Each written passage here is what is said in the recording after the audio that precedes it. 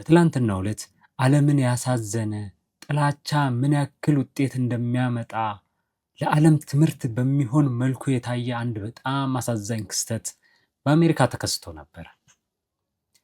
ይህ ክስተት ታዳጊዎች በጥላቻ እንዲያድጉ ሲደረግ ምን አይነት ውጤት ሊመጣ እንደሚችልና ሕይወታቸው ተርፎ ለቤተሰባቸው እንኳን መኖር በማይችሉበት መልኩ ሌሎችን ገድለው ራሳቸውን እስከ ማጥፋት ድረስ እንደሚደርሱ የታየበት ሆኖ አልፏል።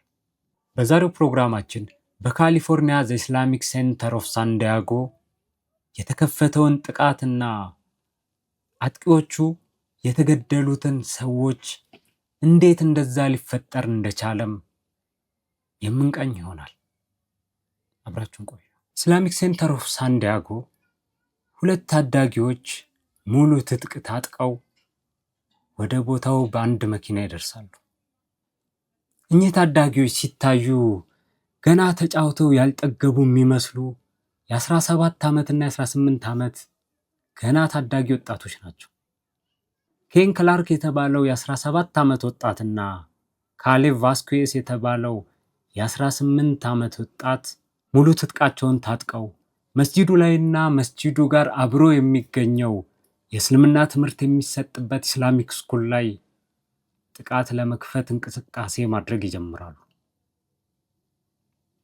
እዛ ቦታ ጋር ሁሌም የማይጠፋ አንድ ሴኩሪቲ ጋርድ አለ።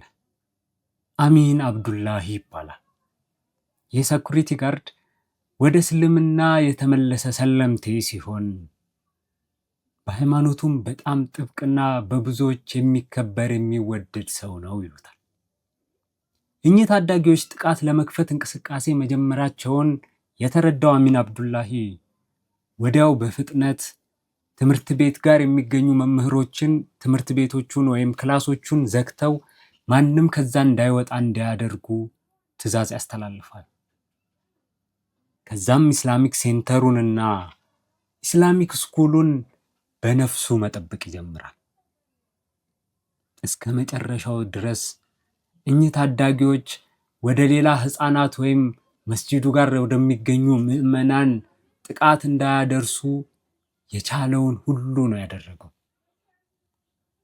በዛ ትግሉም ህይወቱን አጥቷል፣ መስዋዕት ሆኗል። የአሜሪካ ፖሊስም አሚን አብዱላሂን እንደ ታላቅ ጀግና መዘከር ጀምሯል። ጀግና ነው ብሎታል። እውነትም ጀግና ነው። እኚህ ታዳጊዎች የአሚን አብዱላሂን ህይወት ብቻ አልነበርም የቀጠፉት። መሐመድ ነዲር ከትምህርት ቤቱ መምህራኖች መካከል አንዱ ነበር። በጣም ጀግናው ሰው እያሉ ነው የሚያነሱት መሐመድን። መሐመድ የእውነት ጀግናና ለቤተሰቡ የሚጨነቅ ሰው ከመሆኑ የተነሳ ተኩስ እንደሰማ ከሚያስተምርበት ትምህርት ቤት እየሮጠ በመውጣት ሚስቱን ፕሮቴክት ማድረግ ፈለገ። ባለቤቱ የምትሰራው በመስጂዱ ውስጥ ነው። መስጂዱና ትምህርት ቤቱ ጎን ለጎን ናቸው። ጀግናው መሐመድ እየሮጠ ወጣ፣ ሚስቱን ለመጠበቅ፣ የሚስቱን ደህንነት ለማረጋገጥ። በዛም የተኩስ ልውውጥ መሃል መሐመድ ነዲርም በነዛ ሙስሊም ጠል ታዳጊዎች ህይወቱን አጥቷል። ከዛ ከመስጂዱና ከትምህርት ቤቱ አካባቢ 3 ሙስሊሞችን ሲገድሉ አሚን አብዱላሂና መሐመድ ነዲርን ጨምሮ እነዛ 2 ታዳጊዎች በመጨረሻም ራሳቸውን አጥፍተዋል። በጥላቻና በጭካኔ ውስጥ ሆኖ መኖር እንደማይቻል ይታወቃል።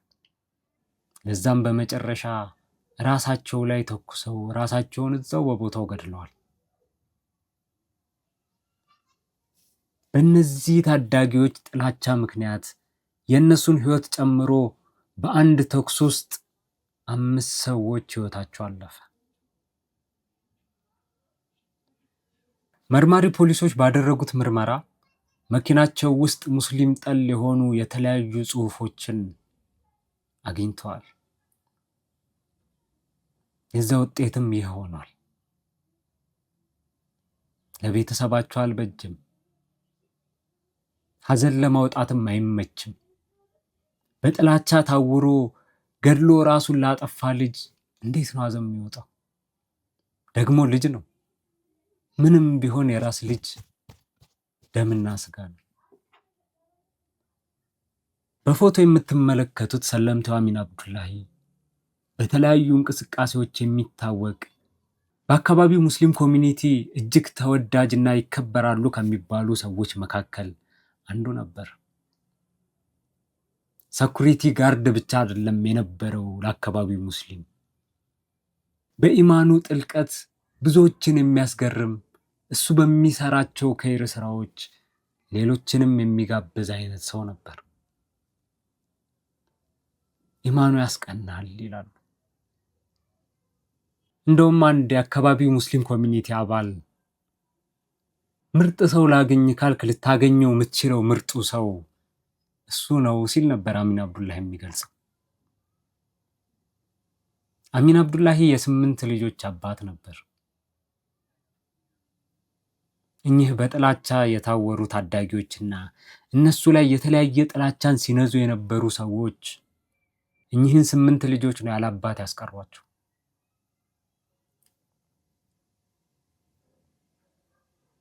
አሚን ፌስቡክ ላይ በተለያየ ወደ እስልምና በሚጣሩ ጽሁፎቹና እስልምናን በሚያስታውሱ ከይር ስራን በሚያስታውሱ ጽሁፎቹም ይታወቃል።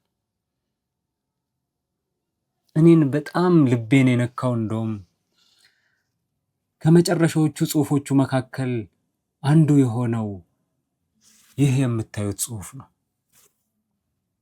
ከ2 ሳምንት በፊት ፖስት ያደረገው ይህ ጽሁፍ ስኬት ምንድን ነው በሚለው ጥያቄ ይጀምራል። ስኬት ማለት ምንድን ነው?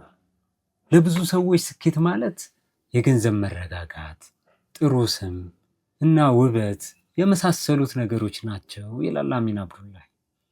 ነገር ግን ለእኔ እውነተኛው ስኬት ወላሂ ሱመ ወላሂ ወደ አላህ ፈጣሪያችን በተወለድኩበት ጊዜ የሰጠኝን ንጹህ ነፍስ እንደዚያው አጥርቼ መመለስ ነው። የአላህ መላእክት አትፍሩ፣ አትዘኑም፣ ከእናንተ ጋር ተስፋ የተገባላችሁን ጀነት ተቀበሉ ሲሉ መስማት ነው እውነተኛው ስኬት። አላህ ሁላችንንም መልካም ፍጻሜን ይወፍቀን ይላል አሚን አብዱላሂ ከመጨረሻዎቹ ፖስቶች አንዱ። መጨረሻዬን አሳምርልኝ ያለው አላህ መጨረሻውን አሳምሮለታል። በዚህች ዓለም ላይ ጥላቻ መልካም ፍሬን አፍርቶ አያውቅም። እንዴት መጥፎ ነገር መልካም ፍሬን ያፈራል ተብሎ ሰዎች ላይ እንዴት ይነዛል? ቤተሰቦችም ልጆቻችንን ከእንደዚህ አይነት መራር ከሆነና ልጆቻችንን ወደማይሆን ነገር ከሚገፋ ጥላቻዎች መጠበቅ አለብን። ከጥላቻዎችም ጥላቻዎቹን ከሚነዙ ሰዎችም ልጆቻችንን ፕሮቴክት ማድረግ አለብን።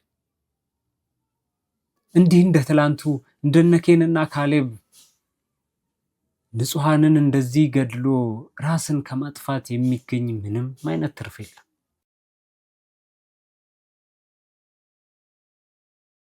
ታዳጊ ልጆቻችንን እንጠብቅ። አጠገባቸው ምን እየተወራ እንደሆነ ትኩረት እንስጥ። ጥላቻ መልካም ፍሬ የለውም።